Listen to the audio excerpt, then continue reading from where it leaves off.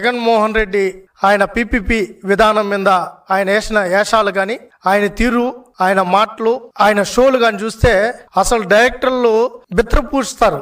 అంత డ్రామా ఆడాడు. 1,00,00,000 సంతకాలు అన్నాడు. ఆ 1,00,00,000 సంతకాలు ఏంటో ఎవరికి తెలీదు. ఆ వెహికల్స్ దాంట్లో ఒక 4 మూటలు కట్టి ఆడ పెడేసి ఈయనేదో పెద్ద ఫోజీ షీట్, ఈయనేదో పోరాటం చేసినట్టు రాత్రి ఈయన రాజకీయాల్లోకి వచ్చాడు.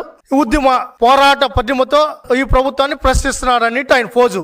అయ్యా జగన్మోహన్ రెడ్డి, మొన్నటి వరకు నువ్వే అయ్యా ముఖ్యమంత్రి. లాస్ట్ 5 సంవత్సరాలు నువ్వే ముఖ్యమంత్రి. నువ్వు అది మర్చిపోయి నువ్వు కొత్త డ్రామాలు ఆడితే ఎవరు చూస్తూ ఊరుకుంటారు?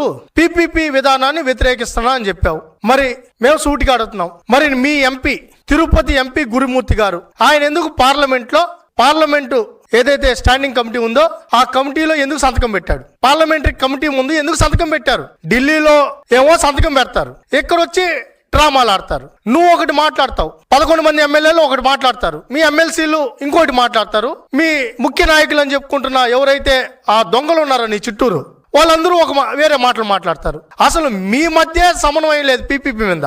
మరి మీ డ్రామాలు ఏంటో మాకైతే అర్థం కావడం లేదు. ఏది ఇదంతా? ఏంటి నాటకాలు? ఏం చేయాలనుకుంటున్నారు ఈ రాష్ట్రాన్ని? ఏంటి